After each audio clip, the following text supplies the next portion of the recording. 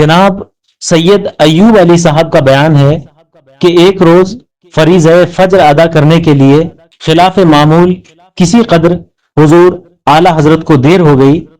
नमाजियों की निगाहें बार बार काशाना अक़दस की तरफ उठ रही थी कि आयन इंतजार में जल्दी जल्दी तशरीफ लाए।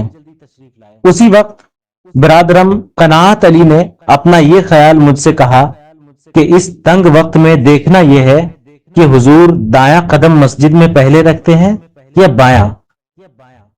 मगर कुर्बान उस जाते करीम के दरवाजे मस्जिद के जीने पर जिस वक्त कदम मुबारक पहुंचता है तो सीधा, तौसीई फर्श मस्जिद पर कदम पहुंचता है तो सीधा, कदीमी फर्श मस्जिद पर कदम पहुंचता है तो सीधा।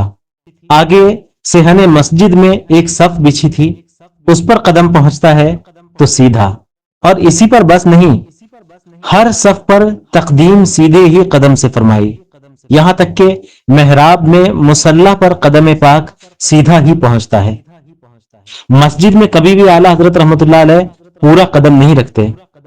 आला हजरत रहमतुल्लाह ताला अलैह फर्श मस्जिद पर एड़ी और अंगूठे के बल चला करते थे और दूसरों को भी नसीहत फरमाया करते कि मस्जिद के फर्श पर चलते हुए आवाज पैदा नहीं होनी चाहिए। हयात आला हजरत, मकतबा नबविया, लाहौर, सफा 862। जिस फकीह के पास फतवे इतनी कसरत से आते हों कि उसके औकात जवाब मसाइल में मसरूफ हों, उससे जमात जो वाजिब है और सुनने मुअक्कदा जो करीब बवाजिब है मुआफ हो जाती हैं। लेकिन इस कसरत फतवा के बावजूद हमेशा आपने जमात की पाबंदी फरमाई और कभी भी सुनने मुअक्कदा न छोड़ी। जो शख्स बीमारी में इतना लागर हो कि मस्जिद नहीं पहुंच सकता या जा सकता है लेकिन मरज बढ़ जाएगा, उसके लिए जमात छोड़ना जायज है। मगर आला हजरत रहमतुल्लाह ताला अलैह की आखिरी बीमारी जिसमें विसाल फरमाया, हाल ये था कि मस्जिद तक अज खुद नहीं जा सकते थे, फिर भी फौते जमात गवारा न फरमाई। इन्हीं दिनों में फतावा रज़विया शरीफ में एक साइल को जवाब देते हुए इरशाद फरमाया, आपकी रजिस्ट्री 15 रबीउल शरीफ को आई।